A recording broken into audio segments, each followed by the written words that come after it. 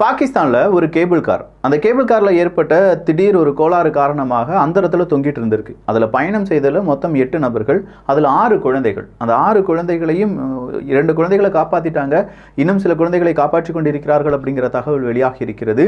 இதே மாதிரி இன்னும் பல செய்திகள் இருக்கின்றன. நான் உங்கள் விக்கி, இது உங்கள் தமிழ் விதை. ஷார்ட்டாக கொஞ்சம் செய்திகள். முதல் செய்தி என்ன அப்படின்னு கேட்டிங்கன்னா, பிரிக்ஸ் மாநாடு, சந்திரயான் 3. இது இரண்டுக்குமே நம்ம முக்கியத்துவம் கொடுக்கணும். சந்திரயான் 3 பொறுத்த வரைக்கும் நாளைக்கு கரெக்டாக 6 மணி 4வது நிமிடத்தில் நம்முடைய சந்திரயான் 3 நிலவின் தென் துருவத்தில் சாஃப்ட் லேண்டிங் செய்யும் அப்படின்னு சொல்லி இந்தியாவினுடைய விஞ்ஞானிகள், மக்கள், உலகத்தில் இந்தியாவை நேசிக்கக்கூடிய எல்லா உள்ளங்களும் பிரார்த்தனை செய்து கொண்டிருக்கிறார்கள். ஸோ கண்டிப்பாக அது சக்ஸஸ் ஆகும் அப்படின்னு சொல்லி நாமும் என்ன செஞ்சுக்கிடுவோம், இயற்கையை வேண்டிக் கொள்வோம்.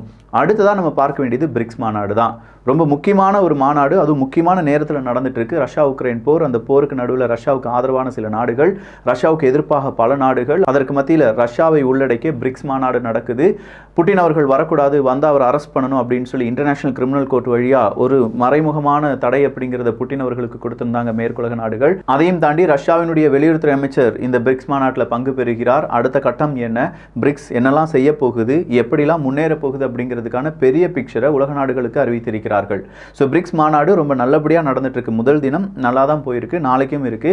ஆனால் இதில் கவனிக்கப்பட வேண்டியது என்னன்னா, லுலா அவர்கள், பிரேசிலினுடைய அதிபர் லுலா அவர்கள் என்ன சொன்னாங்க, நாங்கள் G7 நாடுகளுக்கு எதிராகவோ யூஎஸ்க்கு எதிராகவோ இங்கே தீர்மானத்தை நிறைவேற்றுறதுக்கு வரல.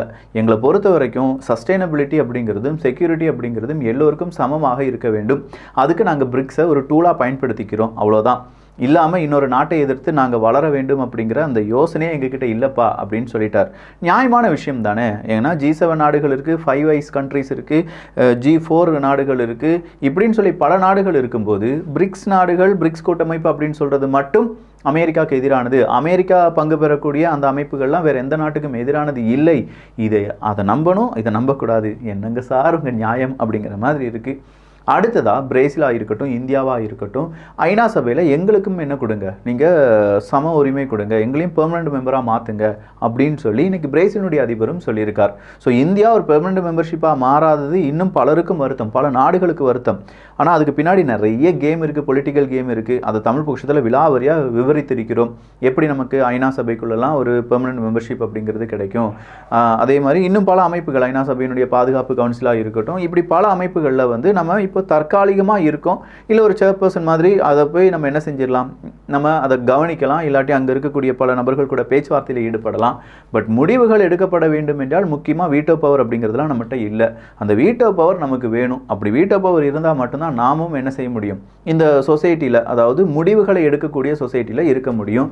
ஆனால் அதுக்கு தான் நம்ம பிரிக்ஸ் அப்படிங்கிறது உருவாக்குறோமே. மல்டிபோலார் வேர்ல்டு அப்படிங்கிறது இந்த கான்செப்ட்ல தான் உருவாகுது. இங்கே 2 நபர்கள் இல்லாட்டி 1 நபர் இல்லாட்டி 3 நபர்கள் சேர்ந்து முடிவு எடுக்கிறீங்க, மீதம் இருக்கும் 200 நாடுகள் கேட்கணும்னு நினைக்கிறீங்க.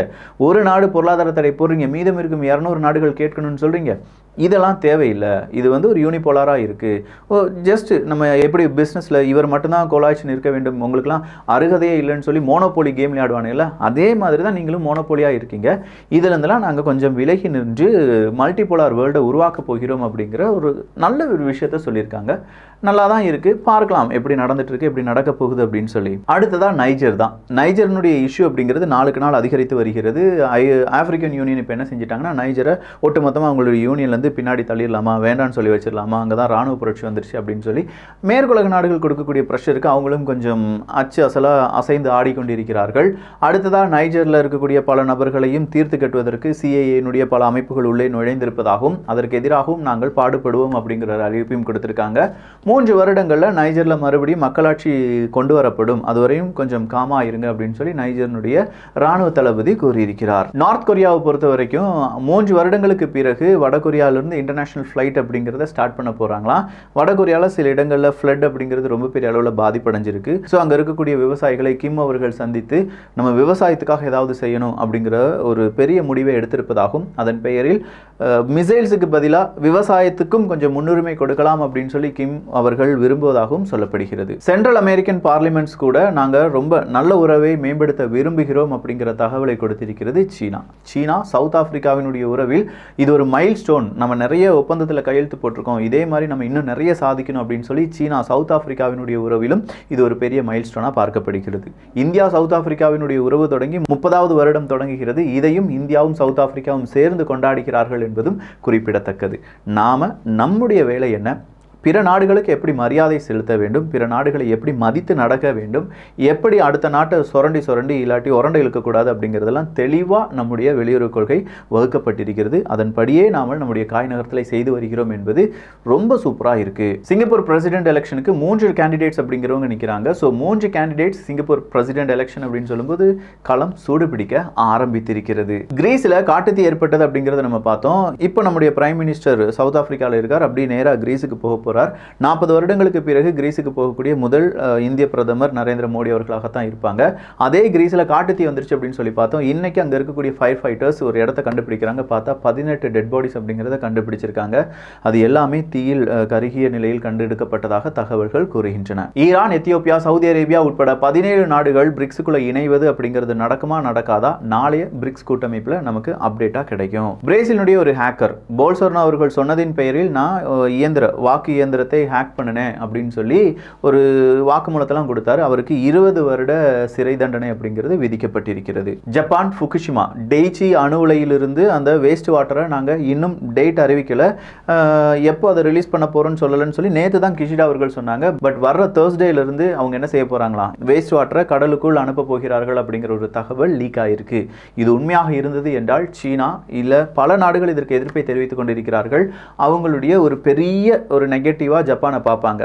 ஏன்னா அங்கே ஏதாவது ரேடியேஷனுடைய லெவல் நார்மலுக்கும் அதிகமாக இருக்கிறது அப்படிங்கிற தகவல்லாம் வெளியாகும் போது ஜப்பானுக்கு எதிரான தீர்மானங்கள் பல நாடுகளாலும் ஏற்படுத்தப்படும். கிட்டத்தட்ட 200க்கும் அதிகமான ஆப்கானிஸ்தானை சார்ந்த அரசு அதிகாரிகள் கொல்லப்பட்டிருக்கிறார்கள் தாலிபான்கள் ஆட்சிக்கு வந்த 2 வருடங்களில். இந்த 200 நபர்கள் அப்படின்னு சொல்லுவது முக்கியமான முடிவுகளை எடுக்கக்கூடிய அரசு அதிகாரிகள் அப்படிங்கிறது தான் இதில் கூடுதலான தகவல். ஸோ அத்தனை நபர்கள் கொல்லப்பட்டிருக்கிறார்கள் அப்படின்னா இப்போ இருக்கக்கூடிய ஆட்சி எப்படி இருக்குது அப்படின்னு சொல்லி உலக நாடுகள் பேச ஆரம்பித்திருக்கிறார்கள். சொல்லப்போனால் இன்னும் ஆப்கானிஸ்தானில் தாலிபான்களுடைய ஆட்சியை நாங்கள் மதிக்கிறோம், தாலிபான்கள் ஒரு நல்ல கட்சி தான் அப்படின்னு சொல்லி உலக நாடுகள் யாரும் ஒத்துக்கொள்ளவில்லை என்பதும் குறிப்பிடத்தக்கது. போலந்துக்கு அப்பாச்சே ஹெலிகாப்டர் கொடுக்கிறதுக்கு அமெரிக்கா ஓகே சொல்லியிருக்காங்க. இப்படி நிறைய அமெரிக்கா ஓகே சொல்லி அவங்களுடைய இராணுவத்துக்கு தேவையான உபகரணங்களை தயாரித்து கொடுக்கக்கூடிய பிரைவேட் ஆர்கனைசேஷன்ஸ் இருக்காங்கல்ல, அவங்களுக்கு தேவையான லாபத்தை கொடுத்து வருகிறது அமெரிக்கா. ஜோ பைடன் அவர்கள் பிரசிடெண்டாக வரப்போறார் அப்படின்னு சொன்னோடனே தெரிஞ்ச விஷயம்தான், ஆயுத விற்பனை படு ஜோரா இருக்கும் அப்படின்னு சொல்லி. நாளைக்கு பராக் ஒபாமா அவர்கள் வந்தால் கூட இதே விஷயத்தை தான் நான் சொல்லுவேன், ஆயுத விற்பனை ரொம்ப ரொம்ப ரொம்ப ஜோரா இருக்கும் அப்படிங்கிறதுல மாற்று கருத்தே கிடையாது. வேக்சின் ஈக்குவாலிட்டி எப்போ எங்கேயோ கேள்விப்பட்ட மாதிரி இருக்குல்ல, பணக்கார நாடுகள் வேக்சினை கோடி கொடுத்து வாங்கிடுவாங்க, ஆனால் ஏழை நாடுகளுக்கு வேக்சின் கொடுக்கறதுக்கு யாருமே இல்லை அப்படிலாம் சொல்லி நம்ம இந்த கொரோனா வந்தபோது நிறைய பேசணும். ஆனால் இந்த வேக்சின் ஈக்குவாலிட்டி அப்படிங்கிறது இப்போ பேசுகிறோமா? இப்போ அதிகமாக பணக்கார நாடுகள் எல்லாம் வேக்சின் போட்டுட்டாங்க, ஆனால் ஏழை நாடுகள் வேக்சின் போடாமே இருக்காங்களே. அப்படின்னா இப்போ அந்த வேக்சின்லாம் போட்டிருக்க வேண்டாமா? அதெல்லாம் சீசன் மாதிரி இல்லை, அதெல்லாம் நம்புகிறோம் பேசுகிறோம், என்ன செய்ய போகிறோம் அப்படிங்கிறது தெரியலை. பட் நம்முடைய குழந்தைகளாவது இதை தெரிந்து கொண்டு அதற்கு தகுந்த மாதிரியான முடிவுகளை எடுக்கலாமே அப்படிங்கிறது நம்முடைய ஒரு பெரும் ஏக்கமாகவும் அதுதான் நம்முடைய வாழ்நாள் இலக்கு அப்படின்னு சொல்லலாம். நாம் இருந்த மாதிரியான ஒரு இதுதான் உலகம் அப்படின்னு சொல்லி ஒரு குட்டியோண்டு உலகத்தை நம்பிட்டு இருக்கக்கூடாது.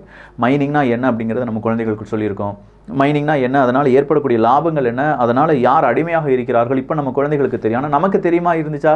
இல்லை, சுரங்க வேலை அப்படின்னு சொல்லுவாங்க. ஆனால் அதுக்கு பின்னாடி இருக்கக்கூடிய வரலாறு எல்லாமே டிபி ட்ரூப்ஸுக்கு இப்போ பெரிய அளவில் தெரிய வருவது.